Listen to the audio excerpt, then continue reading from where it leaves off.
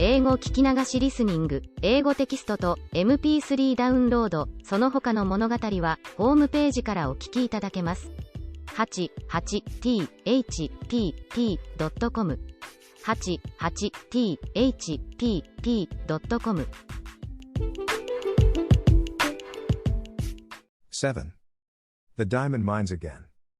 When Sarah entered the holly-hung schoolroom in the afternoon, she did so as the head of a sort of procession.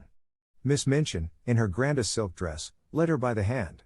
A manservant followed, carrying the box containing the last doll, a housemaid carried a second box, and Becky brought up the rear, carrying a third and wearing a clean apron and a new cap. Sarah would have much preferred to enter in the usual way, but Miss Minchin had sent for her, and, after an interview in her private sitting room, had expressed her wishes. "This is not an ordinary occasion," she said. "I do not desire that it should be treated as one." So Sarah was led grandly in and felt shy when, on her entry, the big girls stared at her and touched each other's elbows, and the little ones began to squirm joyously in their seats. "Silence, young ladies," said Miss Minchin, at the murmur which arose. "James, place the box on the table and remove the lid. Emma, put yours upon a chair. Becky." Suddenly and severely. Becky had quite forgotten herself in her excitement, and was grinning at Lottie, who was wriggling with rapturous expectation. She almost dropped her box, the disapproving voice so startled her, and her frightened, bobbing curtsy of apology was so funny that Lavinia and Jessie tittered. "It is not your place to look at the young ladies," said Miss Minchin. "You forget yourself. Put your box down." Becky obeyed with alarmed haste and hastily backed toward the door. "You may leave us," Miss Minchin announced to the servants with a wave of her hand. Becky stepped aside respectfully to allow the superior servants to pass out first. She could not help casting a longing glance at the box on the table. Something made of blue satin was peeping from between the folds of tissue paper. "If you please, Miss Minchin," said Sarah, suddenly, "mayn't Becky stay?" It was a bold thing to do. Miss Minchin was betrayed into something like a slight jump. Then she put her eyeglass up and gazed at her show pupil disturbedly. "Becky," she exclaimed. "My dearest Sarah." Sarah advanced a step toward her. "I want her because I know she will like to see the presents," she explained. "She is a little girl, too, you know." Miss Minchin was scandalized. She glanced from one figure to the other. "My dear Sarah," she said, "Becky is the scullery maid." "Scullery maids, are not little girls." It really had not occurred to her to think of them in that light. Scullery maids were machines who carried coal scuttles and made fires. "But Becky is," said Sarah. "And I know she would enjoy herself. Please let her stay, because it is my birthday." Miss Minchin replied with much dignity. "As you ask it as a birthday favor, she may stay." Rebecca thanked Miss Sarah for her great kindness. Becky had been backing into the corner, twisting the hem of her apron in delighted suspense. She came forward, bobbing curtsies, but between Sarah's eyes and her own there passed a gleam of friendly understanding, while her words tumbled over each other. "Oh, if you please, miss. I'm that grateful, miss. I did want to see the doll, miss, that I did. Thank you, miss. And thank you, ma'am," turning and making an alarmed bob to Miss Minchin, "for letting me take the liberty." Miss Minchin waved her hand again, this time it was in the direction of the corner near the door. "Go and stand there," she commanded. "Not too near the young ladies." Becky went to her place, grinning. She did not care where she was sent, so that she might have the luck of being inside the room, instead of being downstairs in the scullery, while these delights were going on. She did not even mind when Miss Minchin cleared her throat ominously and spoke again. "Now, young ladies, I have a few words to say to you," she announced. "She's going to make a speech," whispered one of the girls. "I wish it was over." Sarah felt rather uncomfortable. As this was her party, it was probable that the speech was about her. It is not agreeable to stand in a schoolroom and have a speech made about you. "You are aware, young ladies," the speech began, for it was a speech, "that dear Sarah is 11 years old today." "Dear Sarah," murmured Lavinia. "Several of you here have also been 11 years old, but Sarah's birthdays are rather different from other little girls' birthdays. When she is older she will be heiress to a large fortune, which it will be her duty to spend in a meritorious manner." "The diamond mines," giggled Jessie, in a whisper. Sarah did not hear her, but as she stood with her green-gray eyes fixed steadily on Miss Minchin, she felt herself growing rather hot. When Miss Minchin talked about money, she felt somehow that she always hated her, and, of course, it was disrespectful to hate grown-up people. When her dear papa, Captain Crewe, Brought her from India and gave her into my care. The speech proceeded, he said to me, in a jesting way, I am afraid she will be very rich, Miss Minchin. My reply was, her education at my seminary, Captain Crew, shall be such as will adorn the largest fortune. Sarah has become my most accomplished pupil. Her French and her dancing are a credit to the seminary. Her manners, which have caused you to call her Princess Sarah, are perfect. Her amiability she exhibits by giving you this afternoon's party. I hope you appreciate her generosity. I wish you to express your appreciation of it by saying aloud all together, thank you, Sarah. The entire schoolroom rose to its feet as it had done the morning Sarah remembered so well. Thank you, Sarah, it said, and it must be confessed that Lottie jumped up and down. Sarah looked rather shy for a moment. She made a curtsy, and it was a very nice one. Thank you, she said, for coming to my party. Very pretty, indeed, Sarah, approved Miss Minchin. That is what a real princess does when the populace applauds her. Lavinia scathingly, the sound you just made was extremely like a snort. If you are jealous of your fellow pupil, I beg you will express your feelings in some more ladylike manner. Now I will leave you to enjoy yourselves.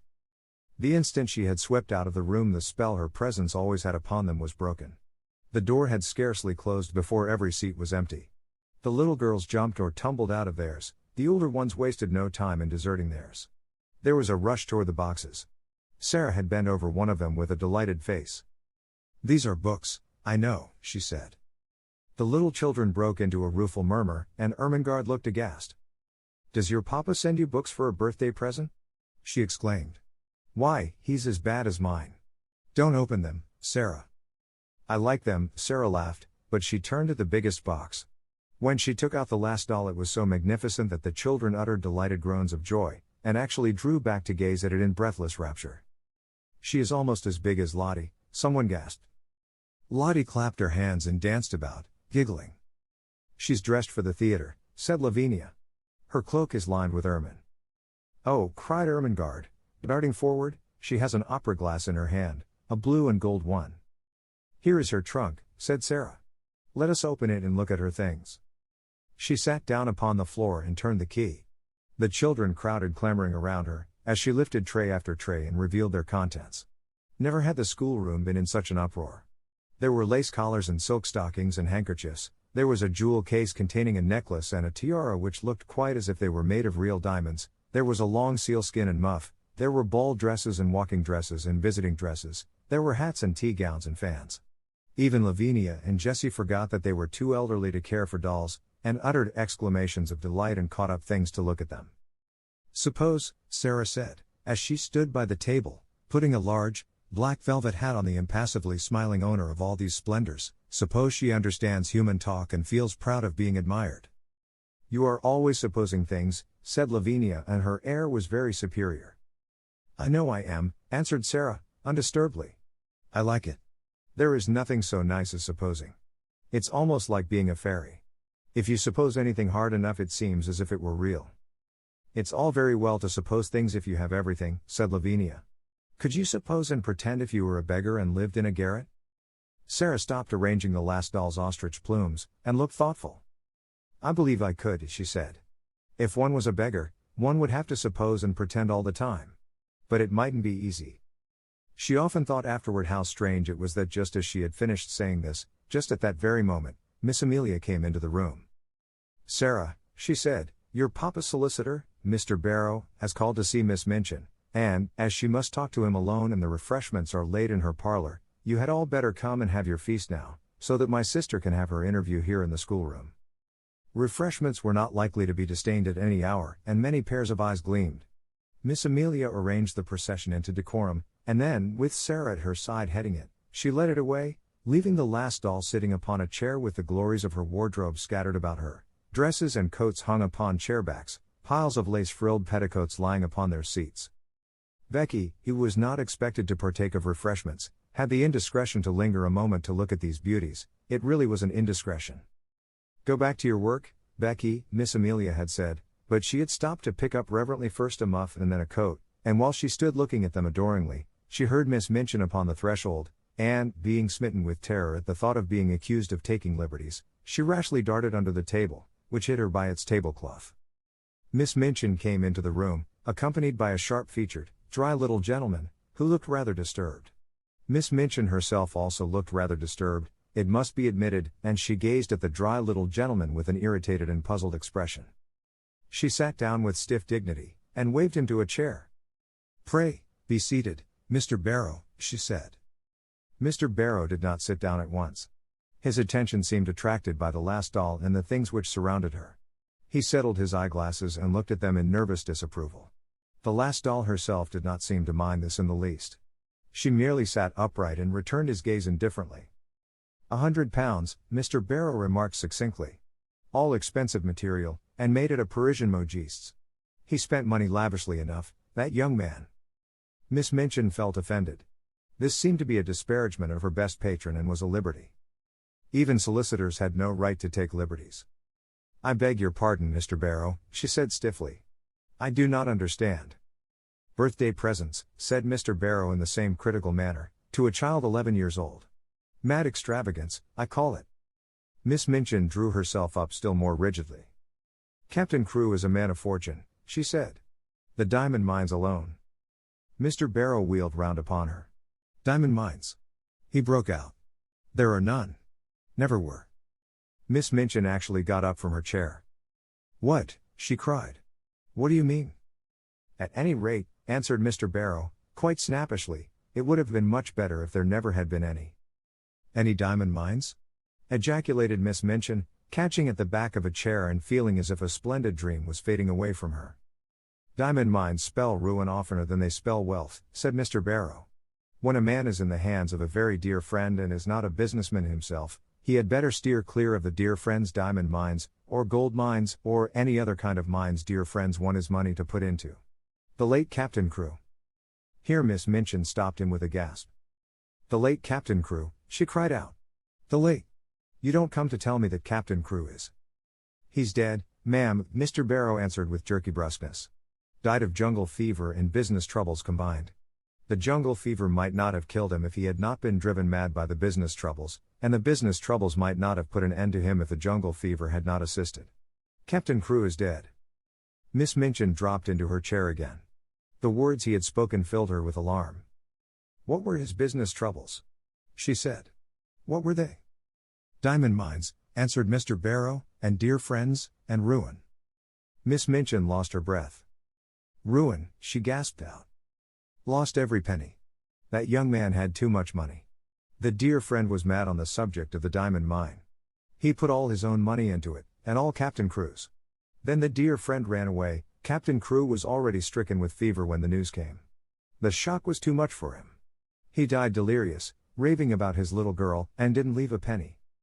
Now Miss Minchin understood, and never had she received such a blow in her life. Her show pupil, her show patron, swept away from the select seminary at one blow. She felt as if she had been outraged and robbed, and that Captain Crewe and Sarah and Mr. Barrow were equally to blame. "Do you mean to tell me," she cried out, "that he left nothing? That Sarah will have no fortune? That the child is a beggar? That she is left on my hands a little pauper instead of an heiress?" Mr. Barrow was a shrewd businessman, and felt it as well to make his own freedom from responsibility quite clear without any delay. "She is certainly left a beggar," he replied. "And she is certainly left on your hands, ma'am, as she hasn't a relation in the world that we know of." Miss Minchin started forward. She looked as if she was going to open the door and rush out of the room to stop the festivities going on joyfully and rather noisily that moment over the refreshments. "It is monstrous," she said. "She's in my sitting room at this moment, dressed in silk gauze and lace petticoats, giving a party at my expense." "She's giving it at your expense, madam, if she's giving it," said Mr. Barrow, calmly. "Barrow and Skipworth are not responsible for anything. There never was a cleaner sweep made of a man's fortune. Captain Crewe died without paying our last bill, and it was a big one." Miss Minchin turned back from the door in increased indignation. This was worse than anyone could have dreamed of its being. "That is what has happened to me," she cried. "I was always so sure of his payments that I went to all sorts of ridiculous expenses for the child. I paid the bills for that ridiculous doll and her ridiculous fantastic wardrobe. The child was to have anything she wanted. She has a carriage and a pony and a maid, and I've paid for all of them since the last check came." Mr. Barrow evidently did not intend to remain to listen to the story of Miss Minchin's grievances after he had made the position of his firm clear and related the mere dry facts. He did not feel any particular sympathy for irate keepers of boarding schools. "You had better not pay for anything more, ma'am," he remarked, "unless you want to make presents to the young lady. No one will remember you. She hasn't a brass farthing to call her own." "But what am I to do?" demanded Miss Minchin, as if she felt it entirely his duty to make the matter right. "What am I to do?" "There isn't anything to do," said Mr. Barrow, folding up his eyeglasses and slipping them into his pocket. "Captain Crewe is dead. The child is left a pauper. Nobody is responsible for her but you. I am not responsible for her, and I refuse to be made responsible." Miss Minchin became quite white with rage. Mr. Barrow turned to go. "I have nothing to do with that, madam," he said uninterestedly. "Barrow and Skipworth are not responsible. Very sorry the thing has happened, of course.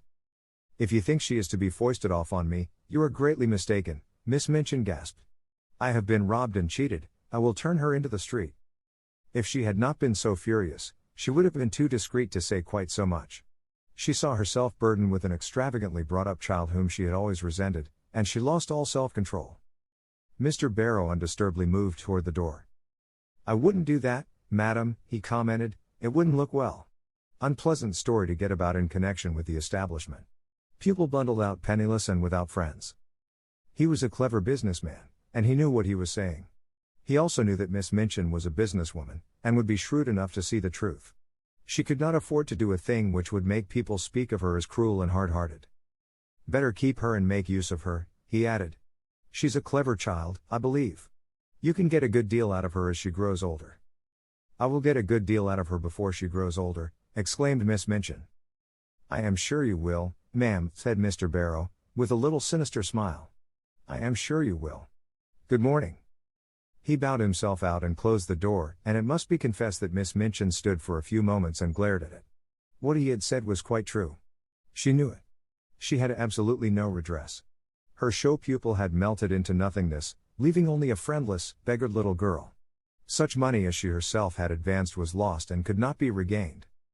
And as she stood there breathless under her sense of injury, there fell upon her ears a burst of gay voices from her own sacred room, which had actually been given up to the feast. She could at least stop this. But as she started toward the door, it was opened by Miss Amelia, who, when she caught sight of the changed, angry face, fell back a step in alarm. "What is the matter, sister?" she ejaculated. Miss Minchin's voice was almost fierce when she answered. "Where is Sarah Crewe?" Miss Amelia was bewildered. "Sarah," she stammered. "Why, she's with the children in your room, of course. Has she a black frock in her sumptuous wardrobe?" In bitter irony. "A black frock?" Miss Amelia stammered again. "A black one?" "She has frocks of every other color. Has she a black one?" Miss Amelia began to turn pale. "No, yes," she said. "But it is too short for her. She has only the old black velvet, and she has outgrown it. Go and tell her to take off that preposterous pink silk gauze, and put the black one on, whether it is too short or not. She has done with finery." Then Miss Amelia began to wring her fat hands and cry. "Oh, sister!" she sniffed. "Oh, sister! What can have happened?" Miss Minchin wasted no words. "Captain Crewe is dead," she said. "He has died without a penny. That spoiled, pampered, fanciful child is left a pauper on my hands." Miss Amelia sat down quite heavily in the nearest chair. "Hundreds of pounds have I spent on nonsense for her. And I shall never see a penny of it. Put a stop to this ridiculous party of hers. Go and make her change her frock at once." "I?" panted Miss Amelia. Must I go and tell her now?" "This moment," was the fierce answer. "Don't sit staring like a goose. Go." Poor Miss Amelia was accustomed to being called a goose. She knew, in fact, that she was rather a goose, and that it was left to geese to do a great many disagreeable things. It was a somewhat embarrassing thing to go into the midst of a room full of delighted children, and tell the giver of the feast that she had suddenly been transformed into a little beggar, and must go upstairs and put on an old black frock which was too small for her. But the thing must be done. This was evidently not the time when questions might be asked. She rubbed her eyes with her handkerchief until they looked quite red. After which she got up and went out of the room, without venturing to say another word. When her older sister looked and spoke as she had done just now, the wisest course to pursue was to obey orders without any comment. Miss Minchin walked across the room. She spoke to herself aloud without knowing that she was doing it. During the last year, the story of the diamond mines had suggested all sorts of possibilities to her. Even proprietors of seminaries might make fortunes in stocks, with the aid of owners of mines. And now, instead of looking forward to gains, she was left to look back upon losses. The Princess Sarah, indeed, she said. The child has been pampered as if she were a queen. She was sweeping angrily past the corner table as she said it, and the next moment she started at the sound of a loud, sobbing sniff which issued from under the cover. "What is that?" she exclaimed angrily. The loud, sobbing sniff was heard again, and she stooped and raised the hanging folds of the table cover. "How dare you?" she cried out. "How dare you? Come out immediately." It was poor Becky who crawled out, and her cap was knocked on one side, and her face was red with repressed crying. "If you please, it's me, Mum," she explained. "I know I hadn't ought to. But I was looking at the doll, Mum, and I was frightened when you come in, and slipped under the table." "You have been there all the time, listening," said Miss Minchin. "No, Mum," Becky protested, bobbing curtsies. "Not listenin', I thought I could slip out without your noticin', but I couldn't and I had to stay. But I didn't listen, Mum, I wouldn't for nothin'. But I couldn't help hearin'." Suddenly it seemed almost as if she lost all fear of the awful lady before her. She burst into fresh tears. "Oh, please, she said, I dare say you'll give me warnin', Mum, but I'm so sorry for poor Miss Sarah, I'm so sorry." "Leave the room," ordered Miss Minchin. Becky curtsied again, the tears openly streaming down her cheeks. "Yes, I will, she said, trembling, "but oh, I just wanted to arst you, Miss Sarah, she's been such a rich young lady, and she's been waited on, and foot, and what will she do now, Mum, without no maid? Oh please, would you let me wait on her after I've done my pots and kettles? I'd do 'em that quick, if you'd let me wait on her now she's poor." Oh, breaking out afresh, poor little Miss Sarah, Mum, that was called a princess. Somehow, she made Miss Minchin feel more angry than ever. That the very scullery maid should range herself on the side of this child, whom she realized more fully than ever that she had never liked, was too much. She actually stamped her foot. "No, certainly not," she said. "She will wait on herself, and on other people, too. Leave the room this instant, or you'll leave your place." Becky threw her apron over her head and fled. She ran out of the room and down the steps into the scullery, and there she sat down among her pots and kettles, and wept as if her heart would break. "It's exactly like the ones in the stories," she wailed. "Them poor princess ones that was drove into the world." Miss Minchin had never looked quite so still and hard as she did when Sarah came to her, a few hours later, in response to a message she had sent her. Even by that time it seemed to Sarah as if the birthday party had either been a dream or a thing which had happened years ago, and had happened in the life of quite another little girl. Every sign of the festivities had been swept away, the holly had been removed from the schoolroom walls, and the forms and desks put back into their places. Miss Minchin's sitting room looked as it always did, all traces of the feast were gone, and Miss Minchin had resumed her usual dress. The pupils had been ordered to lay aside their party frocks, and this having been done, they had returned to the schoolroom and huddled together in groups, whispering and talking excitedly. "Tell Sarah to come to my room," Miss Minchin had said to her sister. "And explain to her clearly that I will have no crying or unpleasant scenes." "Sister," replied Miss Amelia, "she is the strangest child I ever saw. She has actually made no fuss at all. You remember she made none when Captain Crewe went back to India. When I told her what had happened, she just stood quite still and looked at me without making a sound. Her eyes seemed to get bigger and bigger, and she went quite pale. When I had finished, she still stood staring for a few seconds, and then her chin began to shake, and she turned round and ran out of the room and upstairs. Several of the other children began to cry, but she did not seem to hear them or to be alive to anything but just what I was saying. It made me feel quite queer not to be answered, and when you tell anything sudden and strange, you expect people will say something, whatever it is. Nobody but Sarah herself ever knew what had happened in her room after she had run upstairs and locked her door. In fact, she herself scarcely remembered anything but that she walked up and down, saying over and over again to herself in a voice which did not seem her own, "My papa is dead. My papa is dead." Once she stopped before Emily, who sat watching her from her chair, and cried out wildly, "Emily! Do you hear? Do you hear? Papa is dead? He is dead in India, thousands of miles away." When she came into Miss Minchin's sitting room in answer to her summons, her face was white and her eyes had dark rings around them. Her mouth was set as if she did not wish it to reveal what she had suffered and was suffering. She did not look in the least like the rose-colored butterfly child who had flown about from one of her treasures to the other in the decorated schoolroom.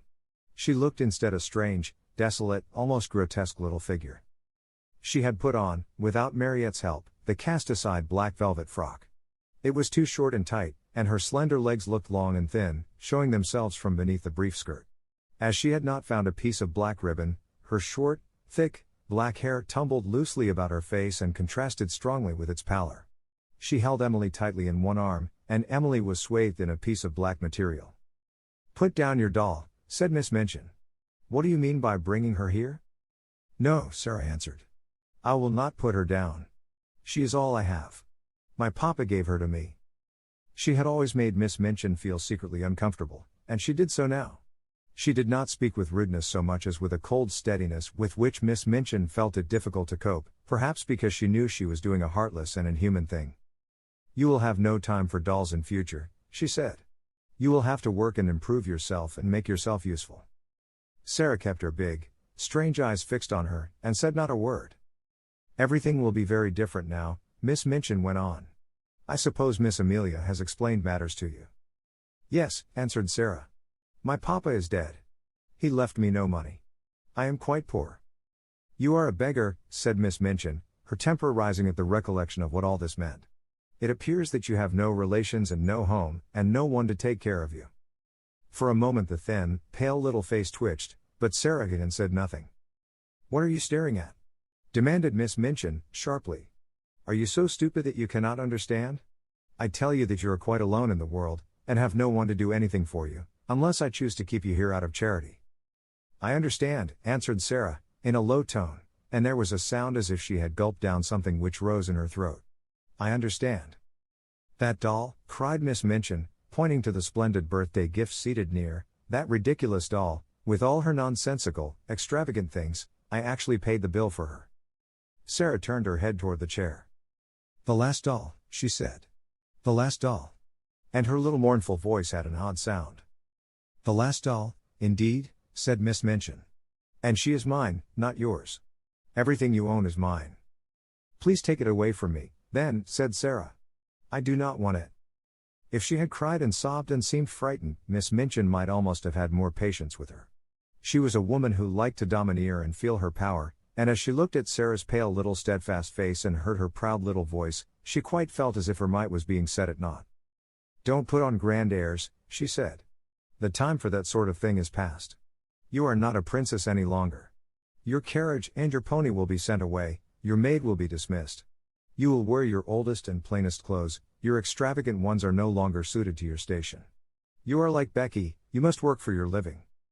To her surprise, a faint gleam of light came into the child's eyes, a shade of relief. "Can I work?"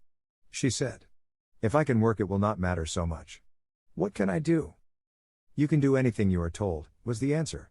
"You are a sharp child, and pick up things readily. If you make yourself useful I may let you stay here.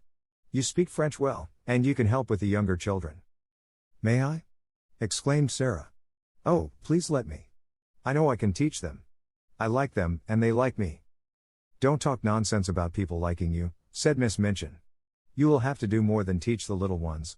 You will run errands and help in the kitchen as well as in the schoolroom. If you don't please me, you will be sent away. Remember that. Now go." Sarah stood still just a moment, looking at her. In her young soul, she was thinking deep and strange things. Then she turned to leave the room. "Stop," said Miss Minchin. "Don't you intend to thank me?" Sarah paused, and all the deep, strange thoughts surged up in her breast. "What for?" she said. "For my kindness to you," replied Miss Minchin. "For my kindness in giving you a home." Sarah made 2 or 3 steps toward her. Her thin little chest heaved up and down, and she spoke in a strange unchildishly fierce way. "You are not kind," she said. "You are not kind, and it is not a home." And she had turned and run out of the room before Miss Minchin could stop her or do anything but stare after her with stony anger. She went up the stairs slowly, but panting for breath, and she held Emily tightly against her side. "I wish she could talk," she said to herself. If she could speak, if she could speak." She meant to go to her room and lie down on the tiger skin, with her cheek upon the great cat's head, and look into the fire and think and think and think. But just before she reached the landing Miss Amelia came out of the door and closed it behind her, and stood before it, looking nervous and awkward. The truth was that she felt secretly ashamed of the things she had been ordered to do. You are not to go in there," she said. "Not go in?" exclaimed Sarah, and she fell back a pace. "That is not your room now," Miss Amelia answered, reddening a little. Somehow, all at once, Sarah understood. She realized that this was the beginning of the change Miss Minchin had spoken of. "Where's my room?" she asked, hoping very much that her voice did not shake. "You're to sleep in the attic next to Becky." Sarah knew where it was. Becky had told her about it. She turned, and mounted up 2 flights of stairs. The last one was narrow, and covered with shabby strips of old carpet. She felt as if she were walking away and leaving far behind her the world in which that other child, who no longer seemed herself, had lived. This child, in her short, tight old frock, climbing the stairs to the attic, was quite a different creature. When she reached the attic door and opened it, her heart gave a dreary little thump. Then she shut the door and stood against it and looked about her. Yes, this was another world. The room had a slanting roof and was whitewashed. The whitewash was dingy and had fallen off in places. There was a rusty grate, an old iron bedstead, and a hard bed covered with a faded coverlet. Some pieces of furniture too much worn to be used downstairs had been sent up. Under the skylight in the roof, which showed nothing but an oblong piece of dull gray sky, there stood an old battered red footstool. Sarah went to it and sat down. She seldom cried. She did not cry now. She laid Emily across her knees and put her face down upon her and her arms around her, and sat there, her little black head resting on the black draperies, not saying one word, not making one sound. And as she sat in this silence there came a low tap at the door, such a low, humble one that she did not at first hear it, and, indeed, was not roused until the door was timidly pushed open and a poor tear-smeared face appeared peeping round it. It was Becky's face, and Becky had been crying furtively for hours and rubbing her eyes with her kitchen apron until she looked strange indeed. "Oh, miss," she said under her breath. Would you allow me, just to come in?" Sarah lifted her head and looked at her. She tried to begin a smile, and somehow she could not.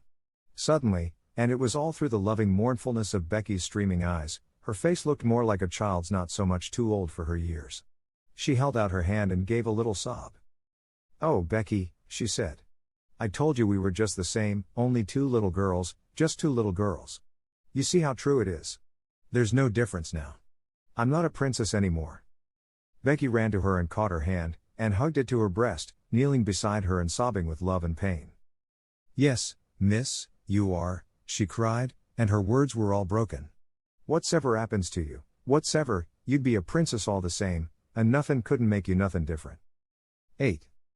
In the attic. The first night she spent in her attic was a thing Sarah never forgot.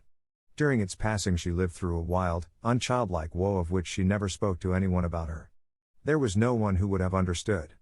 It was, indeed, well for her that as she lay awake in the darkness her mind was forcibly distracted, now and then, by the strangeness of her surroundings.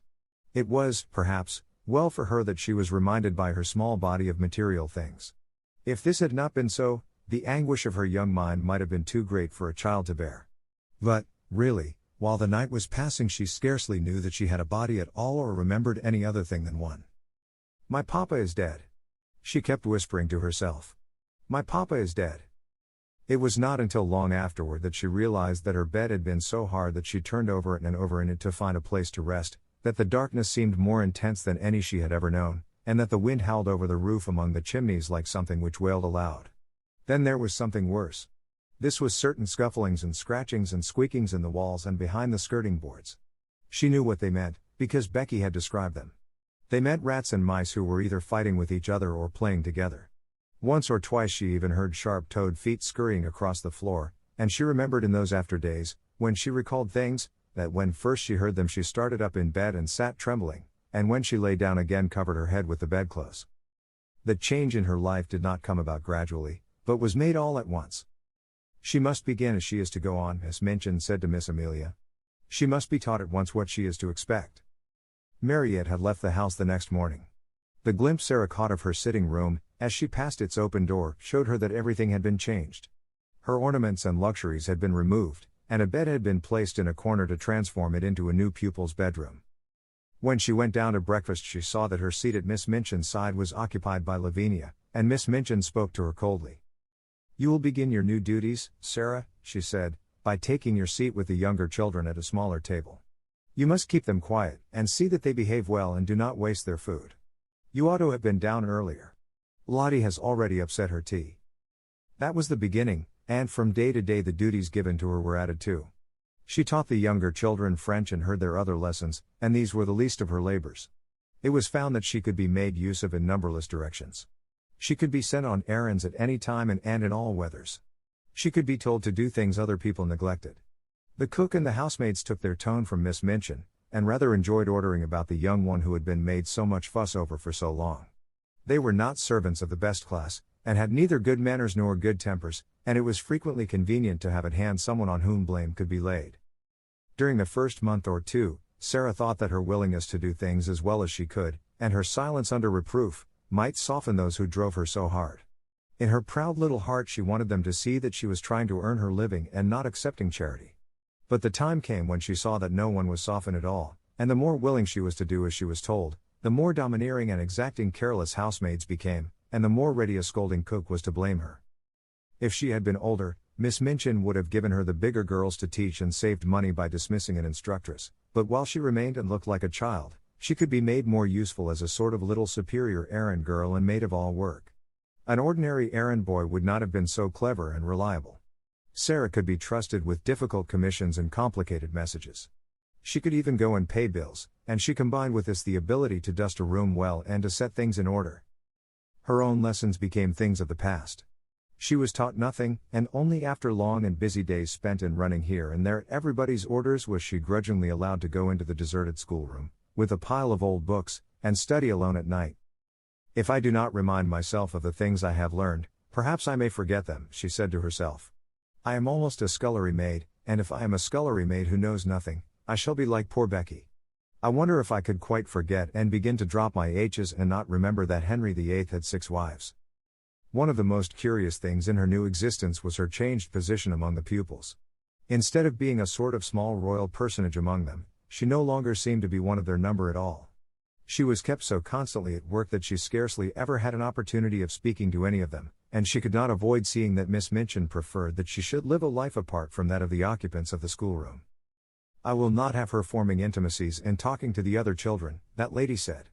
Girls like a grievance, and if she begins to tell romantic stories about herself, she will become an ill-used heroine, and parents will be given a wrong impression. It is better that she should live a separate life, one suited to her circumstances. I am giving her a home, and that is more than she has any right to expect from me. Sarah did not expect much, and was far too proud to try to continue to be intimate with girls who evidently felt rather awkward and uncertain about her. The fact was that Miss Minchin's pupils were a set of dull, matter-of-fact young people. They were accustomed to being rich and comfortable, and as Sarah's frocks grew shorter and shabbier and queerer looking, and it became an established fact that she wore shoes with holes in them and was sent out to buy groceries and carry them through the streets in a basket on her arm when the cook wanted them in a hurry, they felt rather as if, when they spoke to her, they were addressing an underservant. To think that she was the girl with the diamond mines, Lavinia commented. She does look an object. And she's queerer than ever. I never liked her much, but I can't bear that way she is now of looking at people without speaking, just as if she was finding them out. I am, said Sarah, promptly, when she heard of this. That's what I look at some people for. I like to know about them. I think them over afterward. The truth was that she had saved herself annoyance several times by keeping her eye on Lavinia, who was quite ready to make mischief, and would have been rather pleased to have made it for the ex-show pupil. Sarah never made any mischief herself, or interfered with anyone. She worked like a drudge, she tramped through the wet streets, carrying parcels and baskets, she labored with the childish inattention of the little one's French lessons. As she became shabbier and more forlorn looking, she was told that she had better take her meals downstairs. She was treated as if she was nobody's concern, and her heart grew proud and sore, but she never told anyone what she felt. Soldiers don't complain, she would say between her small, shut teeth. I am not going to do it, I will pretend this is part of a war. But there were hours when her child heart might almost have broken with loneliness but for 3 people. The first, it must be owned, was Becky, just Becky. Throughout all that first night spent in the garret, she had felt a vague comfort in knowing that on the other side of the wall in which the rats scuffled and squeaked there was another young human creature. And during the nights that followed the sense of comfort grew. They had little chance to speak to each other during the day. Each had her own task to perform, and any attempt at conversation would have been regarded as a tendency to loiter and lose time. "Don't mind me, miss," Becky whispered during the first morning, "if I don't say nothin' polite. Someone be down on us if I did. I means please and thank you and beg pardon, but I dasn't to take time to say it." But before daybreak she used to slip into Sarah's attic and button her dress and give her such help as she required before she went downstairs to light the kitchen fire. And when night came, Sarah always heard the humble knock at her door, which meant that her handmaid was ready to help her again if she was needed. During the first weeks of her grief, Sarah felt as if she were too stupefied to talk, so it happened that some time passed before they saw each other much or exchanged visits. Becky's heart told her that it was best that people in trouble should be left alone. The second of the trio of comforters was Ermengarde, but odd things happened before Ermengarde found her place. When Sarah's mind seemed to awaken again to the life about her, she realized that she had forgotten that an Ermengarde lived in the world. The two had always been friends, but Sarah had felt as if she were years the older. It could not be contested that Ermengarde was as dull as she was affectionate. She clung to Sarah in a simple, helpless way. She brought her lessons to her that she might be helped. She listened to her every word and besieged her with requests for stories. But she had nothing interesting to say herself, and she loathed books of every description. She was, in fact, not a person one would remember when one was caught in the storm of a great trouble, and Sarah forgot her. It had been all the easier to forget her because she had been suddenly called home for a few weeks. When she came back, she did not see Sarah for a day or two, and when she met her for the first time, she encountered her coming down a corridor with her arms full of garments which were to be taken downstairs to be mended. Sarah herself had already been taught to mend them. She looked pale and unlike herself, and she was attired in the queer, outgrown frock whose shortness showed so much thin black leg.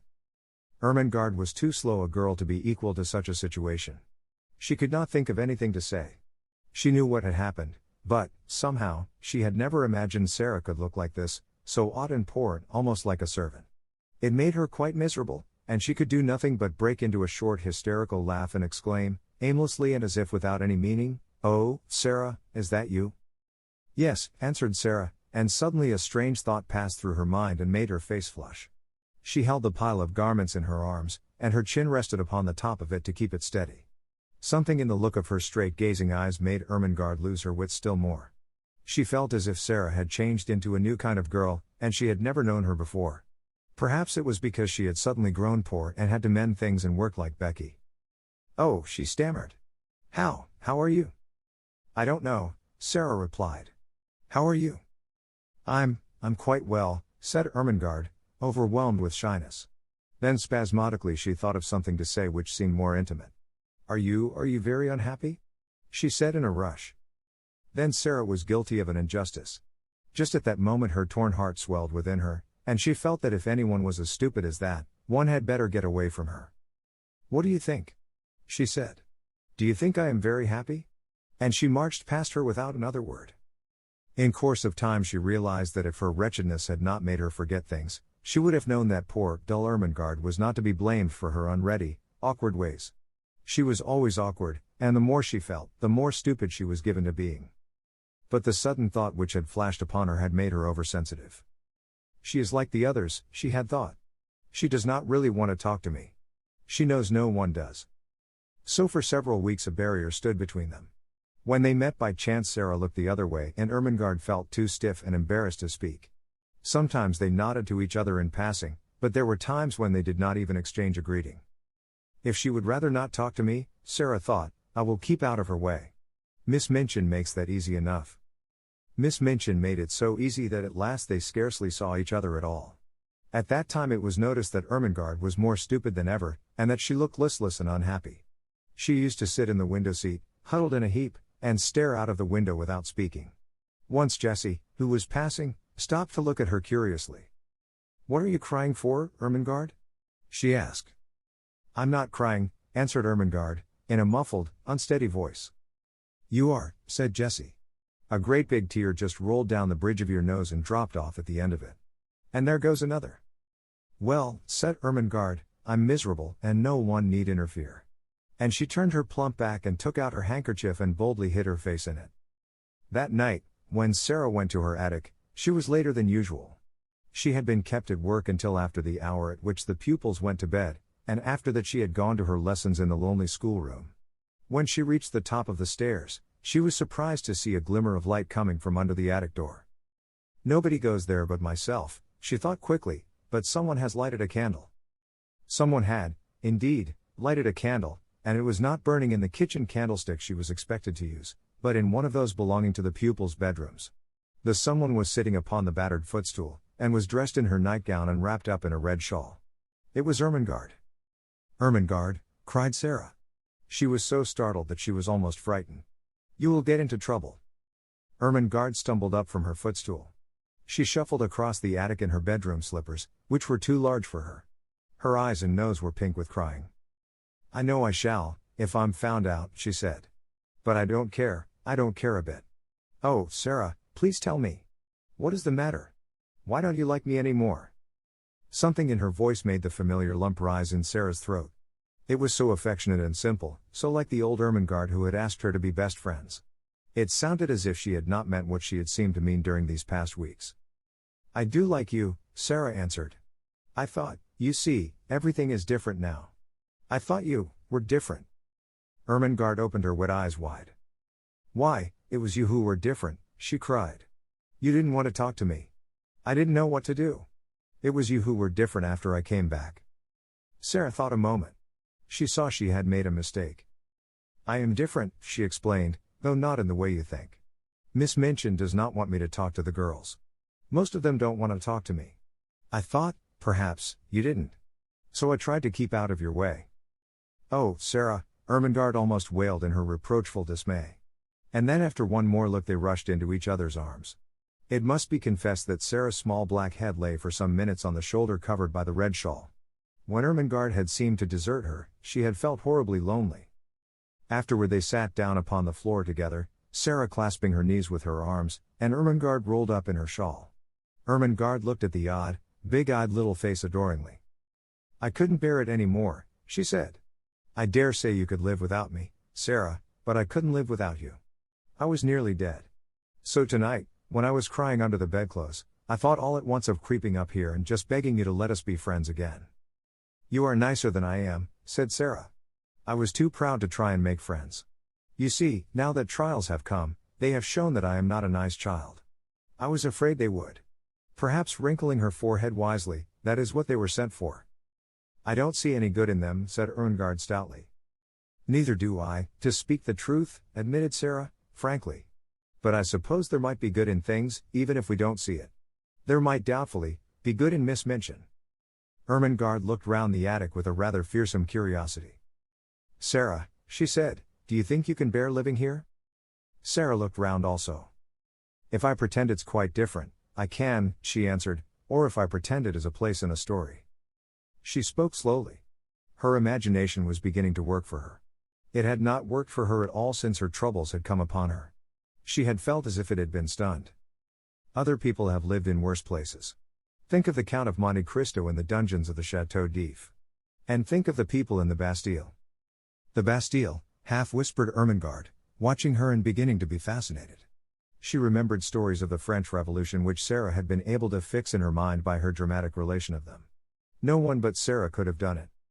A well-known glow came into Sarah's eyes. "Yes," she said, hugging her knees, "that will be a good place to pretend about. I am a prisoner in the Bastille. I have been here for years and years and years, and everybody has forgotten about me. Miss Minchin is the jailer, and Becky," a sudden light adding itself to the glow in her eyes, "Becky is the prisoner in the next cell." She turned to Ermengarde, looking quite like the old Sarah. "I shall pretend that," she said, "and it will be a great comfort." Ermengarde was at once enraptured and awed. "And will you tell me all about it?" she said. "May I creep up here at night, whenever it is safe, and hear the things you have made up in the day? It will seem as if we were more best friends than ever." "Yes," answered Sarah, nodding. "Adversity tries people, and mine has tried you and proved how nice you are." 9. Melchizedek. The third person in the trio was Lottie. She was a small thing and did not know what adversity meant, and was much bewildered by the alteration she saw in her young adopted mother.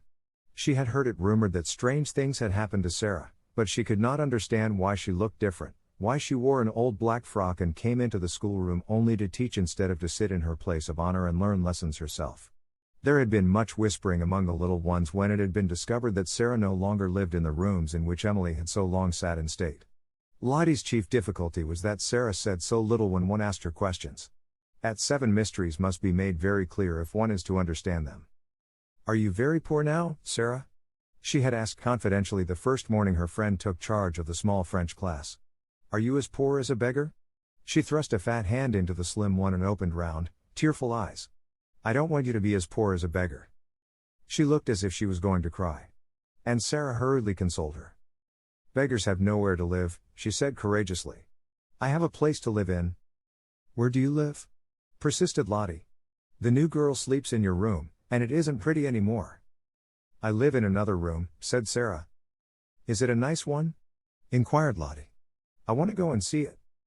You must not talk, said Sarah. Miss Minchin is looking at us. She will be angry with me for letting you whisper. She had found out already that she was to be held accountable for everything which was objected to.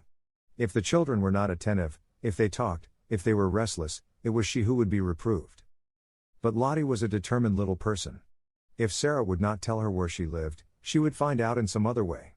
She talked to her small companions and hung about the elder girls and listened when they were gossiping, and acting upon certain information they had unconsciously let drop. She started late one afternoon on a voyage of discovery, climbing stairs she had never known the existence of, until she reached the attic floor.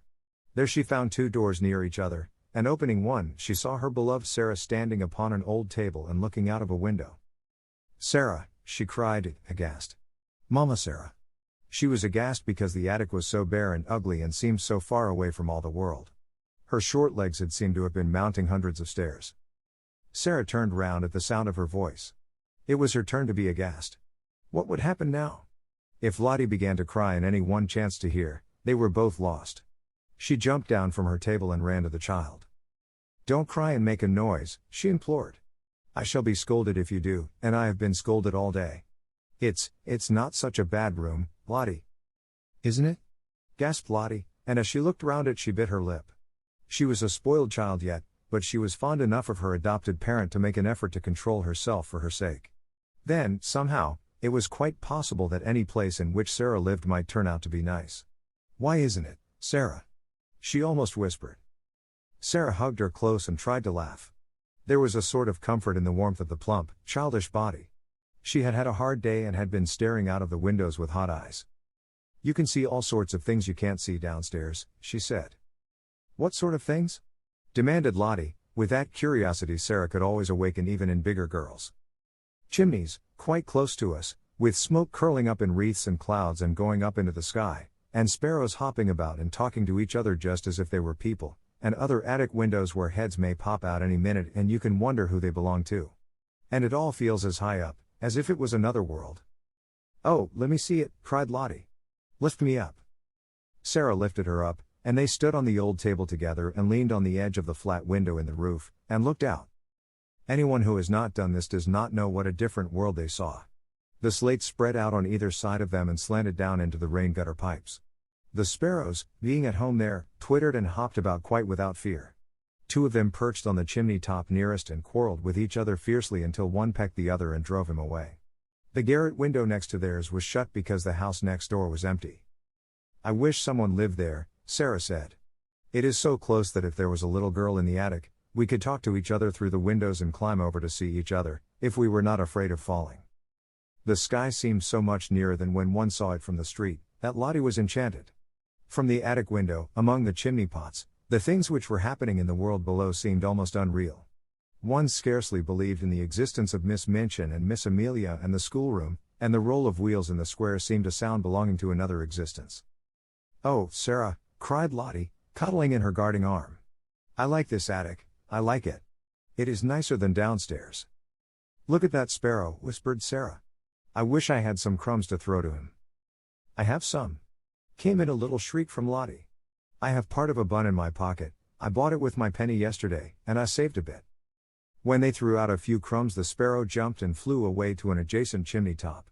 He was evidently not accustomed to intimates in attics, and unexpected crumbs startled him. But when Lottie remained quite still and Sarah chirped very softly, almost as if she were a sparrow herself, he saw that the thing which had alarmed him represented hospitality, after all. He put his head on one side, and from his perch on the chimney looked down at the crumbs with twinkling eyes. Lottie could scarcely keep still. Will he come? Will he come? She whispered. His eyes look as if he would, Sarah whispered back. He is thinking and thinking whether he dare. Yes, he will. Yes, he is coming. He flew down and hopped toward the crumbs, but stopped a few inches away from them, putting his head on one side again, as if reflecting on the chances that Sarah and Lottie might turn out to be big cats and jump on him. At last his heart told him they were really nicer than they looked, and he hopped nearer and nearer, darted at the biggest crumb with a lightning peck, seized it and carried it away to the other side of his chimney. Now he knows, said Sarah. And he will come back for the others. He did come back, and even brought a friend, and the friend went away and brought a relative, and among them they made a hearty meal over which they twittered and chattered and exclaimed, stopping every now and then to put their heads on one side and examine Lottie and Sarah. Lottie was so delighted that she quite forgot her first shocked impression of the attic. In fact, when she was lifted down from the table and returned to earthly things, as it were, Sarah was able to point out to her many beauties in the room which she herself would not have suspected the existence of. It is so little and so high above everything, she said, that it is almost like a nest in a tree. The slanting ceiling is so funny. See, you can scarcely stand up at this end of the room, and when the morning begins to come I can lie in bed and look right up into the sky through that flat window in the roof. It is like a square patch of light. If the sun is going to shine, little pink clouds float about, and I feel as if I could touch them. And if it rains, the drops patter and patter as if they were saying something nice. Then if there are stars, you can lie and try to count how many go into the patch. It takes such a lot. And just look at that tiny, rusty grate in the corner. If it was polished and there was a fire in it, just think how nice it would be. You see, it's really a beautiful little room. She was walking round the small place, holding Lottie's hand and making gestures which described all the beauties she was making herself see. She quite made Lottie see them, too. Lottie could always believe in the things Sarah made pictures of. You see, she said, there could be a thick, soft blue Indian rug on the floor, and in that corner there could be a soft little sofa, with cushions to curl up on, and just over it could be a shelf full of books so that one could reach them easily, and there could be a fur rug before the fire, and hangings on the wall to cover up the whitewash, and pictures. They would have to be little ones, but they could be beautiful, and there could be a lamp with a deep rose-colored shade, and a table in the middle with things to have tea with, and a little fat copper kettle singing on the hob, and the bed could be quite different. It could be made soft and covered with a lovely silk coverlet. It could be beautiful. And perhaps we could coax the sparrows until we made such friends with them that they would come and peck at the window and ask to be let in. Oh, Sarah, cried Lottie. I should like to live here. When Sarah had persuaded her to go downstairs again, and, after setting her on her way, had come back to her attic, she stood in the middle of it and looked about her. The enchantment of her imaginings for Lottie had died away. The bed was hard and covered with its dingy quilt. The whitewashed wall showed its broken patches, the floor was cold and bare, the grate was broken and rusty, and the battered footstool, tilted sideways on its injured leg, the only seat in the room. She sat down on it for a few minutes and let her head drop in her hands. The mere fact that Lottie had come and gone away again made things seem a little worse, just as perhaps prisoners feel a little more desolate after visitors come and go, leaving them behind. It's a lonely place, she said. Sometimes it's the loneliest place in the world. She was sitting in this way when her attention was attracted by a slight sound near her. She lifted her head to see where it came from, and if she had been a nervous child she would have left her seat on the battered footstool in a great hurry. A large rat was sitting up on his hindquarters and sniffing the air in an interested manner. Some of Lottie's crumbs had dropped upon the floor and their scent had drawn him out of his hole. He looked so queer and so like a grey-whiskered dwarf or gnome that Sarah was rather fascinated. He looked at her with his bright eyes, as if he were asking a question. He was evidently so doubtful that one of the child's queer thoughts came into her mind. I dare say it is rather hard to be a rat, she mused. Nobody likes you. People jump and run away and scream out, oh, a horrid rat. I shouldn't like people to scream and jump and say, oh, a horrid Sarah. The moment they saw me. And set traps for me, and pretend they were dinner. It's so different to be a sparrow. But nobody asked this rat if he wanted to be a rat when he was made. Nobody said, wouldn't you rather be a sparrow? She had sat so quietly that the rat had begun to take courage. He was very much afraid of her, but perhaps he had a heart like the sparrow and it told him that she was not a thing which pounced. He was very hungry. He had a wife and a large family in the wall, and they had had frightfully bad luck for several days. He had left the children crying bitterly, and felt he would risk a good deal for a few crumbs, so he cautiously dropped upon his feet. Come on, said Sarah, I'm not a trap. You can have them, poor thing. Prisoners in the Bastille used to make friends with rats. Suppose I make friends with you. How it is that animals understand things I do not know, but it is certain that they do understand. Perhaps there is a language which is not made of words and everything in the world understands it. Perhaps there is a soul hidden in everything and it can always speak, without even making a sound, to another soul. But whatsoever was the reason, the rat knew from that moment that he was safe, even though he was a rat. He knew that this young human being sitting on the red footstool would not jump up and terrify him with wild, sharp noises or throw heavy objects at him which, if they did not fall and crush him, would send him limping in his scurry back to his hole. He was really a very nice rat, and did not mean the least harm. When he had stood on his hind legs and sniffed the air, with his bright eyes fixed on Sarah, he had hoped that she would understand this, and would not begin by hating him as an enemy. When the mysterious thing which speaks without saying any words told him that she would not, he went softly toward the crumbs and began to eat them. As he did it, he glanced every now and then at Sarah, just as the sparrows had done, and his expression was so very apologetic that it touched her heart. She sat and watched him without making any movement. One crumb was very much larger than the others, in fact, it could scarcely be called a crumb. It was evident that he wanted that piece very much, but it lay quite near the footstool and he was still rather timid. I believe he wants it to carry to his family in the wall, Sarah thought. If I do not stir at all, perhaps he will come and get it. She scarcely allowed herself to breathe, she was so deeply interested. The rat shuffled a little nearer and ate a few more crumbs, then he stopped and sniffed delicately, giving a side glance at the occupant of the footstool. Then he darted at the piece of bun with something very like the sudden boldness of the sparrow, and the instant he had possession of it fled back to the wall, slipped down a crack in the skirting board, and was gone. I knew he wanted it for his children, said Sarah. I do believe I could make friends with him. A week or so afterward, on one of the rare nights when Ermengarde found it safe to steal up to the attic, when she tapped on the door with the tips of her fingers, Sarah did not come to her for 2 or 3 minutes. There was, indeed, such a silence in the room at first that Ermengarde wondered if she could have fallen asleep. Then, to her surprise, she heard her utter a little low laugh and speak coaxingly to someone. There! Ermengarde heard her say. Take it and go home, Melchizedek. Go home to your wife. Almost immediately Sarah opened the door, and when she did so she found Ermengarde standing with alarmed eyes upon the threshold. Who are you talking to, Sarah? She gasped out. Sarah drew her in cautiously, but she looked as if something pleased and amused her. You must promise not to be frightened, not to scream the least bit, or I can't tell you, she answered. Ermengarde felt almost inclined to scream on the spot, but managed to control herself. She looked all round the attic and saw no one. And yet Sarah had certainly been speaking to someone. She thought of ghosts. Is it something that will frighten me? She asked timorously.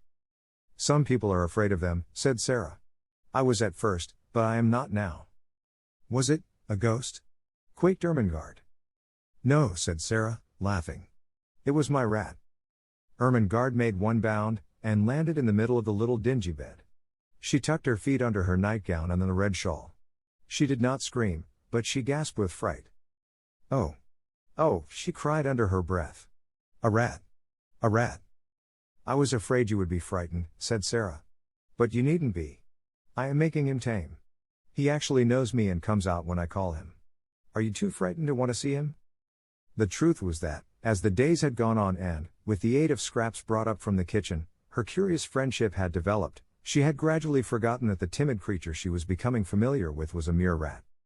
At first Ermengarde was too much alarmed to do anything but huddle in a heap upon the bed and tuck up her feet, but the sight of Sarah's composed little countenance and the story of Melchizedek's first appearance began at last to rouse her curiosity, and she leaned forward over the edge of the bed and watched Sarah go and kneel down by the hole in the skirting board. He won't run out quickly and jump on the bed, will he? She said. No, answered Sarah. He's as polite as we are. He is just like a person. Now watch. She began to make a low, whistling sound, so low and coaxing that it could only have been heard in entire stillness. She did it several times, looking entirely absorbed in it. Ermengarde thought she looked as if she were working a spell. And at last, evidently in response to it, a grey-whiskered, bright-eyed head peeped out of the hole. Sarah had some crumbs in her hand. She dropped them, and Melchizedek came quietly forth and ate them. A piece of larger size than the rest he took and carried in the most businesslike manner back to his home. You see, said Sarah, that is for his wife and children. He is very nice. He only eats the little bits. After he goes back I can always hear his family squeaking for joy. There are 3 kinds of squeaks. One kind is the children's, and one is Mrs. Melchizedek's, and one is Melchizedek's own. Ermengarde began to laugh. "Oh, Sarah," she said. "You are queer, but you are nice." "I know I am queer," admitted Sarah, tearfully, "and I try to be nice." She rubbed her forehead with her little brown paw, and a puzzled, tender look came into her face. "Papa always laughed at me," she said, "but I liked it. He thought I was queer, but he liked me to make up things. I can't help making up things. If I didn't, I don't believe I could live." She paused and glanced around the attic. "I'm sure I couldn't live here," she added in a low voice. Ermengarde was interested, as she always was. "When you talk about things," she said, "they seem as if they grew real. You talk about Melchizedek as if he was a person." "He is a person," said Sarah. "He gets hungry and frightened, just as we do, and he is married and has children. How do we know he doesn't think things, just as we do? His eyes look as if he was a person. That was why I gave him a name." She sat down on the floor in her favorite attitude, holding her knees. "Besides," she said, "he is a Bastille rat sent to be my friend. I can always get a bit of bread the cook has thrown away, and it is quite enough to support him." "Is it the Bastille yet?" asked Ermengarde, eagerly. "Do you always pretend it is the Bastille?" "Nearly always," answered Sarah. "Sometimes I try to pretend it is another kind of place, but the Bastille is generally easiest, particularly when it is cold." Just at that moment Ermengarde almost jumped off the bed, she was so startled by a sound she heard. It was like 2 distinct knocks on the wall. "What is that?" she exclaimed. Sarah got up from the floor and answered quite dramatically. "It is the prisoner in the next cell." "Becky," cried Ermengarde, enraptured. "Yes," said Sarah. "Listen, the 2 knocks meant, 'Prisoner, are you there?'" She knocked 3 times on the wall herself, as if in answer. "That means, 'Yes, I am here, and all is well.'" 4 knocks came from Becky's side of the wall. "That means," explained Sarah, "then, fellow sufferer, we will sleep in peace. Good night." Ermengarde quite beamed with delight. "Oh, Sarah," she whispered joyfully. "It is like a story." "It is a story," said Sarah. "Everything's a story. You are a story, I am a story. Miss Minchin is a story." And she sat down again and talked until Ermengarde forgot that she was a sort of escaped prisoner herself, and had to be reminded by Sarah that she could not remain in the Bastille all night, but must steal noiselessly downstairs again and creep back into her deserted bed. 英語聞き流しリスニング、英語テキストと MP3 ダウンロード、その他の物語はホームページからお聞きいただけます。88thpp.com 88thpp.com